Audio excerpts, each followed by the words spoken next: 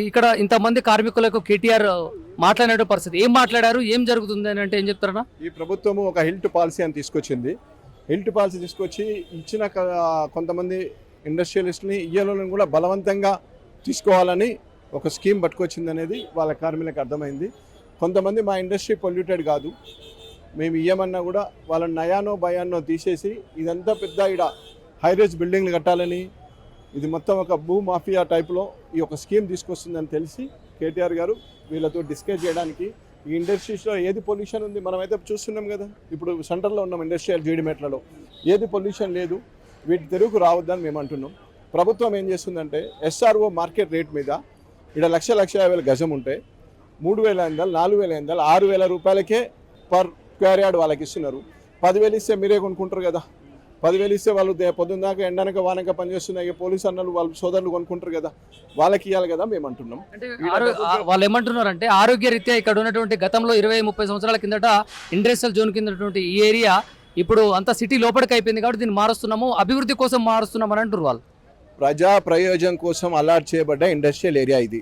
ఆ రోజుల్లో చాలా తక్కువ రేట్లో, ఎందుకంటే వీళ్ళు ఇండస్ట్రీ పెట్టుకుంటే ఇక్కడ కొంతమంది మన బిడ్డలకి ఇక్కడ బతుకు తెరువు వస్తుంది, వాళ్ళు బతుకుతారు, వాళ్ళ పిల్లలను స్కూల్లో పంపించడానికి వాళ్ళ బతుకు అన్ని విధాలా బాగుంటుందని చెప్పి ఈ ప్రభుత్వం అప్పుడున్న తెలంగాణ, హైదరాబాద్, రాయల్ స్టేట్ అన్నది ఆంధ్రప్రదేశ్ కలవక ముందుకు 1950లో జీడిమెట్ల అనే విలేజ్ పేరు మీద జీడిమెట్ల కారిడార్ ఇండస్ట్రీ ఏర్పాటు చేయడం మీద, దాని తదనంతరం 1980లో, 70లో, 90లో 4 ఫేసులుగా దీన్ని అవతరించింది. ఇది ఈ అవతరించిన దాన్ని ఇన్ని వేల కుటుంబాలు ఈడ ఎంప్లాయ్మెంట్గా బతుకుతున్నారు.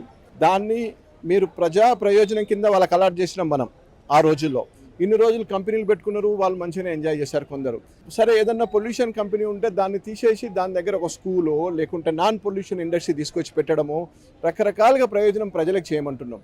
లేదంటే డబుల్ బెడ్రూమ్లు చేయమంటున్నాం, లేదంటే హాస్పిటల్ కట్టాలంటున్నాం, లేదంటే ప్రజలకు పనికొచ్చే స్కూల్ కట్టాలంటున్నాం. కానీ నువ్వు 1,50,000 ఉన్న గజం కాడ 4,000, 5,000, 6,000, 10,000 ఇచ్చేసి నువ్వు ఏదో పెద్దలకు ఇచ్చేసి దాని పిట్ ప్రో కింద ఏదో చేస్తామంటే అది కరెక్ట్ కాదు అంటున్నాం. 10,000కి, 8,000కి, 9,000కి అయితే మీలాంటి వాళ్ళే కొనుక్కుంటారు కదా అంటున్నాం. మీకే లోన్ ఇప్పించి ఇవ్వచ్చు కదా అంటున్నాం. ప్రజా ప్రయోజనానికి ఇచ్చిన ల్యాండ్ను ప్రజలకే ఉపయోగించమంటున్నాం. అంటే ఇక్కడ ఒక్కొక్క క్రమంలో చూసినట్లయితే మార్కెట్లో ఉన్నట్టు దానికంటే 30% ఇస్తున్నారు. దీన్ని ఎలా చూడొచ్చు అంటారు? ఎందుకు ఇలాంటి కార్యక్రమం చేస్తున్నారు? 30% కాదు, ఎస్ఆర్ఓ రిజిస్ట్రేషన్ వాల్యూ మీద 30%. ఎస్ఆర్ఓ అంటే బహిరంగంగా ₹1,00,000 ఉందనుకోండి, ఎస్ఆర్ఓలో గవర్నమెంట్ రేటు 20,000, 15,000 ఉంటుంది. దాంట్లో 30%, దాంట్లో 30% అంటే ఎంత? 6,000, 9,000 ఆ రేట్లు ఇస్తున్నారు. 1,50,000 నువ్వు 6,000, 9,000 ఇస్తున్నావు అంటేనే ఏదో పెద్ద భూ కుంభకోణం జరుగుతుందని అనుకోవాలి కదా. ఇది భూమి కుంభకోణాలలో ఈ స్కామ్ తల్లి లాంటి స్కామ్ అవుతుందని మేము అంటున్నాం. అంటే కొన్ని సందర్భాల్లో ఇక్కడ ఇలా చేయడం వల్ల రియల్ ఎస్టేట్ అనేది కూడా అభివృద్ధి చెందుతుంది. రియల్ ఎస్టేట్ వ్యాపారులకు కానివ్వండి, స్టీల్ కానీ, ఇసుక ఇలాంటి వాళ్ళకు కూడా ఉత్పత్తి ఆదాయం పెరుగుతుందని కూడా చెప్తున్నారు. బతుకు పోతుంది అంటున్నాం, బతుకు తెరువు పోతుంది. కొన్ని వేల కుటుంబాలు రోడ్డు మీద పడితే కొన్ని లక్షల మంది ఆగమవుతారు. కాబట్టి దీన్ని బతుకు తెరువునే చూడమంటున్నాము. దీన్ని ఇక్కడ రియల్ ఎస్టేట్ వ్యాపారం చేయొద్దు అంటున్నాము. రియల్ ఎస్టేట్ వ్యాపారం చేయాలంటే సువిశాలమైన మహానగరంలో చాలా పెద్దగా ఉంది, ఎక్కడైనా మీరు చేయొచ్చు, కానీ దీన్ని చేయకూడదు అంటున్నాము. అది ప్రధానంగా మీ డిమాండ్ ఏంది అన్న? మా డిమాండ్ ఏం లేదు, ప్రజా ప్రయోజనం కింద మనం ఇచ్చినాం, దాన్ని ప్రజా ప్రయోజనం కిందనే వాడాలా.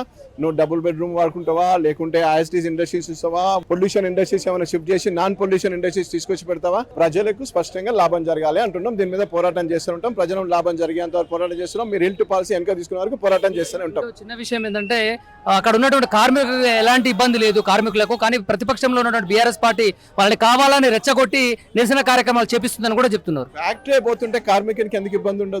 ఫ్యాక్టరీ తీసేస్తామంటున్నారు. ఫ్యాక్టరీ తీసేసి ఆడ హైరేజ్ బిల్డింగ్ కట్టుకుంటామంటున్నారు. పెద్ద పెద్ద స్టేట్లకు, పెద్ద పెద్ద దొరలకు, పెద్ద పెద్ద బిల్డర్లకు లాభం చేస్తామంటున్నారు. ఇంకా కార్మికుడు ఆడ బతికి తెరివైపోతుంది. కార్మికుడు బతికే ఉండదు. కార్మికుడు రోడ్డు మీదకి వస్తాడు.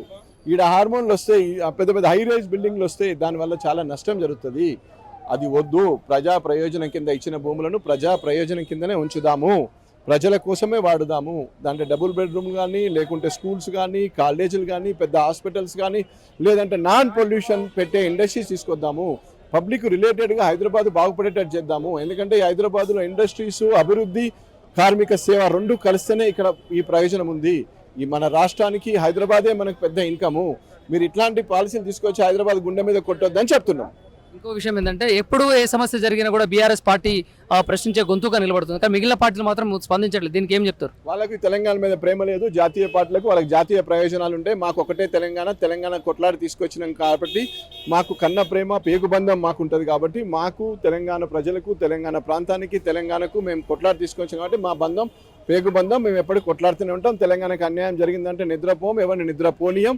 ప్రజలకు అవేర్నెస్ చెప్తూనే ఉంటాం. ప్రజలకు నష్టం జరిగేదాన్ని అవేర్నెస్ ఎప్పటికప్పుడు ప్రజల దృష్టికి తీసుకుపోతాం. ఈ నిరసన కార్యక్రమాన్ని ప్రభుత్వం పట్టించుకోకుండా రానున్న రోజుల్లో ఎలాంటి కార్యక్రమాలు, ఎలాంటి కార్యాచరణ చేస్తారు? 100% అన్ని దారుల ప్రకారం పోరాటం చేస్తాం. ఏ దారిలో మేము విజయం సాధించే వరకు పోరాటం జరుగుతూనే ఉంటుంది. 100% విజయం సాధిస్తాం. లేకుంటే మనకు రాజ్యాంగం ఉంది, న్యాయస్థానాలు ఉన్నాయి. ప్రయోజనానికి ఇచ్చిన భూములను అటు ఇటు మార్చడానికి లేదు.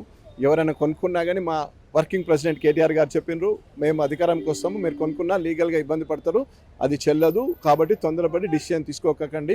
ఎందుకంటే మీరు డీడీ కట్టి గవర్నమెంట్ కడతారు. మీరు బ్లాక్లు ఎవరికైతే వెనకకెళ్ళి పిట్ ప్రోక కింద ఇస్తారో అది మళ్ళీ మీకు తిరిగి రాదు. 6,000, 7,000, 8,000 ఇక్కడ ఈ గజం మీరు ఇస్తున్నారు, కొనుక్కుంటున్నారంటే ఎవరు నమ్మరు. 6,000, 7,000 ఇస్తే అంటే నువ్వే కొంటావు. నువ్వు ఎక్కడ తీసుకొచ్చిన ఊర్లలో కూడా 6,000, 7,000 గజం లేదు, మండలాల్లో కూడా 6,000, 7,000 గజం లేదు. కాబట్టి ఈ ఆలోచనలు బంద్ చేసుకోవాలని చెప్తున్నాం. ఇక్కడ మీరు చూస్తున్నట్లయితే కాంగ్రెస్ పార్టీ చేపడుతున్నటువంటి కార్యక్రమానికి మీరు 5 లక్షల కోట్లు అని చెప్పేసి కూడా భూ స్కామ్ అని చెప్తున్నారు. దీన్ని ఆధారంగా చెప్తున్నారు. మోర్ దాన్ 5 లక్షల కోట్లు, 1,50,000 గజం ఉన్నప్పుడు మీరు 4,000, 6,000 6,000కి ఇస్తున్నప్పుడు మరి అదే కదా స్కామ్. రిమైనింగ్ అంతా స్కామ్ అంటున్నాము 100%. లేదంటే గరీబులకి ఏమంటున్నాము, లేదంటే ఓపెన్ యాక్షన్ పెట్టమంటున్నాము, లేదంటే డబుల్ బెడ్రూమ్ మేము డ్రాలు ఎట్లయితే ఇచ్చినామో మీరు కూడా 10,000, 5,000, 6,000 గజం ఫిక్స్ చేసి గరీబ్ వాళ్ళందరికీ చెప్పండి, అప్లై చేసుకోమనండి. అందరి గరీబులకు ఇచ్చేయండి సంతోషంగా. అప్పుడు మీరు ఇలా స్కామ్ లేదు, ప్రయోజనం జరుగుతుంది. ఇప్పుడు వాళ్ళు కానిస్టేబుల్ ఉన్నారు, పాపం ఎండనగా వానగా పనిచేస్తారు, వాళ్ళ అంటే వాళ్ళను అందరిని అప్లై చేసుకోమనండి. ఎంప్లాయీ లేడు, నాన్ ఎంప్లాయీ లేడు, ఎవరైతే ఎలిజిబిలిటీ ఉన్నాడో బిలో పావర్టీ కింద ఉన్న వాళ్ళందరినీ అప్లై చేసుకోండి. అందరికి డ్రా చేసి డ్రాలు ఇచ్చేయండి. అంటే ఇంకొక మాట కూడా అంటారు, అంటే పొల్యూషన్ ఉండడం వల్లనే మేము ఇక్కడ నుంచి తరలిస్తున్నాం అని కూడా అంటారు. నాన్ పొల్యూషన్ ఇండస్ట్రీస్ తీసుకొచ్చి ఆ పాలసీ పెట్టమంటున్నాం. ఈ ఇండస్ట్రీస్ పొల్యూషన్ ఉన్నదాన్ని బయట ఎక్కడైనా ఓఆర్ అవతల మార్చండి. ఇక్కడ నాన్ పొల్యూషన్ ఇండస్ట్రీలు తీసుకొచ్చి వాళ్ళకి రాయితీ ఇవ్వండి. దానివల్ల మన ఇక్కడ ప్రజలకు లాభం జరుగుతుంది, వాళ్ళకు లాభం చేయమంటున్నాం. గతంలో ఉన్నటువంటి బీఆర్ఎస్ పార్టీ పాలనలో కూడా ఇట్లా ల్యాండ్ వేలం చేసినటువంటి పరిస్థితి, మరి ఇప్పుడు మేము చేస్తే తప్పు అంటున్నారు ఏంటి అని అంటారు. గతంలో బీఆర్ఎస్ పార్టీ ఉన్నది హెచ్ఎండిఏ లేఅవుట్లో నియోపోలిస్ అని 533 ఎకరాలు మేము లేఅవుట్ చేయడం జరిగినది.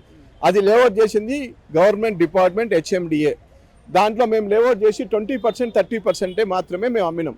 అసలు ఆ లేఅవుట్, ఆ రోడ్లు, దాని గురించి వీళ్ళు తెలిస్తే ఎవరు మాట్లాడరు. దాంట్లో 120 ఫీట్ల రోడ్లు, 150 ఫీట్ల రోడ్లు, అన్లిమిటెడ్ FSI ఇచ్చి, హైరైజ్ ఇచ్చి, హైదరాబాద్కి ఒక ఐకాన్ లేఅవుట్ లాంటిది ఉండాలా, దానికి ORR నుంచి డైరెక్ట్ దానికి కనెక్టివిటీ ఇచ్చి, దాంట్లో మేము 20% అమ్మి 80% మీకు లాకర్లో పెట్టి దాచినాం భూమిని.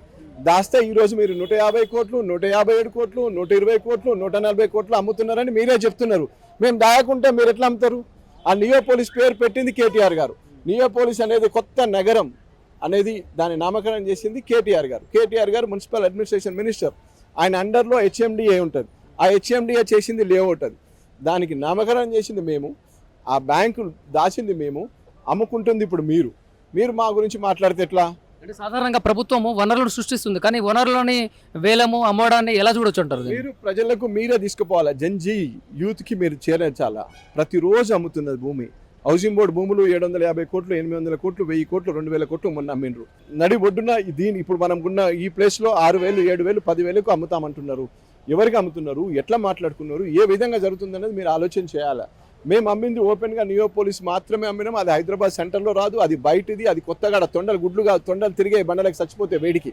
అది ఒక అద్భుతమైన కాలనీ, దాన్ని చేసినాం, దానికి పేరు పెట్టినాం కొత్త నగరం అని. దాని ఒక అద్భుతంగా ఉంటుంది. మేము సృష్టించి దాన్ని ఆన్లైన్ టెండర్ పెట్టినాం. మేము ఎవరికి లోపల గిసగుస ఇయ్యలేదు, మేము ఒక రేటు పెట్టలేదు.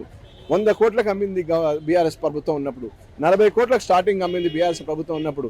మేము చేసిన వనరులనే, మేము దాచిన ల్యాండ్నే ఈరోజు మీరు 150 కోట్లకు అమ్ముతున్నారు, 140 కోట్లకు అమ్ముతున్నారు. అంటే మేము ఎంత పారదర్శకంగా పరిపాలన చేసినాం, మీరు ఏ విధంగా పరిపాలన చేస్తున్నారు. SRO రేటు మీద ఎవరికైనా దొరుకుతుందా భూమి? SRO రేటు మీద 30% దొరుకుతుందా? SRO రేటు మీద 300% కూడా బయట మార్కెట్లో దొరకదు. 20,000, 15,000 గజం ఉంటే మనకు 45,000 గజం దొరకదు. ఈ 15,000 ఉంటే మనకు 150,000 గజం దొరుకుతుంది. అట్లాంటిది మీరు SRO రేట్లో మీరు 30% ఇస్తున్నట్టే ఇంట్లో స్కామ్ ఉందని మేము చెప్తున్నాం. మీలాంటి వాళ్ళు కూడా అందరూ తెలుసు, కొందరు తెలిసి గమ్మున ఉంటున్నారు, మాట్లాడలేకపోతున్నారు. 100% అది లేదు అనుకో, స్కామ్ లేదు, ఏం లేదు, మీరంతా ఫెయిర్గా ఉన్నారు, మీ దగ్గర మంచి మనస్తత్వం ఉంది, మీకు మంచి ఆలోచన ఉంది. మేమేం చేస్తున్నాము, అందరి దగ్గర తీసేసుకొని ల్యాండ్ బీద ప్రజలకి ఏమంటున్నాం, 10,000 రూపాయల కంటే అందరు అప్లై చేసుకుంటారు.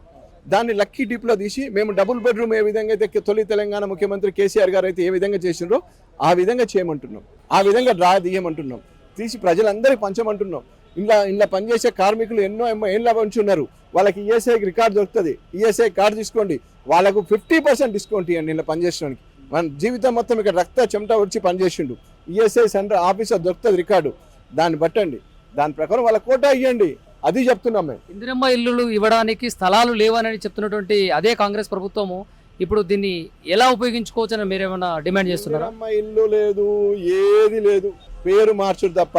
దోమలపెంటను విష్ణుపురి, టీఎస్ను టీజీ, అర్థమైందా? అన్నపూర్ణ క్యాంటీన్ ఇందిరమ్మ, బతుకమ్మ చీరని ఇందిరమ్మ చీరే, అంత రకరకాల మార్చుడు తప్ప ఏమన్నా ఉన్నదా? 2 సంవత్సరాల భూమి అమ్ముడు తప్ప ఏమన్నా ఉన్నదా? 2 సంవత్సరాలు పబ్లిక్ డైవర్షన్ చేసుడు తప్ప ఏమన్నా ఉన్నదా? ఏం చేసిండు వీళ్ళని అడుగుతున్నాం. 2.5 ఏళ్లలో ఇంకొక 40,000 ఉద్యోగాలు ఇస్తాము, నిరుద్యోగులకి గతంలో 60,000 ఇచ్చాము, ఇప్పుడు 1,00,000 చేస్తాము ఇంకొక 6 నెలల్లో అని చెప్పేసి కూడా చెప్తున్నాడు హుస్నాబాద్ మీటింగ్లో. ఏం చెప్తారు దీనికి? వాళ్ళు అది నిరుద్యోగులను అడగాలి. నిరుద్యోగులు కరెక్ట్ డాటా తీసుకున్నారు, వాళ్ళు 15,000 16,000 ఇచ్చిందని నిరుద్యోగులు చెప్తున్నారు. వీళ్ళు ఇంకో దంపుడు ఉపాసనగా మేము 1,00,000 ఇచ్చాము, 2 లక్షలు ఇస్తాము, 3 లక్షలు ఇస్తామని చెప్తున్నారు. తులం బంగారం ఎక్కడ పోయింది? సాధారణంగా అభిప్రాయం పంచుకోవడం తప్పేం లేదు కదా, అందుకని అడుగుతున్నాను. తప్పు లేదు, 100% మీరు అడగాల. నేను కూడా చెప్తున్నా కదా, నేనేం చెప్తున్నా, 15,000 ఇచ్చినా నిరుద్యోగులు అంటున్నారు, వీళ్ళు 1,00,000 ఉద్యోగాలని వీళ్ళు అంటున్నారు. దాని కరెక్ట్ ఆన్సర్ ఎవరు చెప్తారు? నిరుద్యోగులు చెప్తారని నేను అంటున్నా. ఓకే అన్న, థ్యాంక్ యూ. ఇది చూస్తున్నాం, ఇండస్ట్రియల్ కారిడార్ని ఇక్కడ నుంచి తరలిస్తే కార్మిక కుటుంబాలు దాదాపుగా 40-45 సంవత్సరాల సంది ఇక్కడ ఉన్నటువంటి వాళ్ళ జీవితాల్లో ఆగమ్య గోచరంగా మారుతాయని చెప్పేసి బీఆర్ఎస్ పార్టీ శ్రేణులు చెప్తున్నటువంటి మాటలు. అదేవిధంగా ఇక్కడ భూ స్కామ్ జరుగుతుందని కూడా ఆధారాలు తేటతెల్లంగా చూపిస్తున్నటువంటి పరిస్థితి అని కూడా ఎర్రవల్లి సతీష్ చెప్తున్నటువంటి మాటలు. మరిన్ని అప్డేట్స్ చూస్తూనే ఉండండి. కెమెరామెన్ సంతోష్తో నేను మీ గంగాధర్, RJTV. నమస్తే.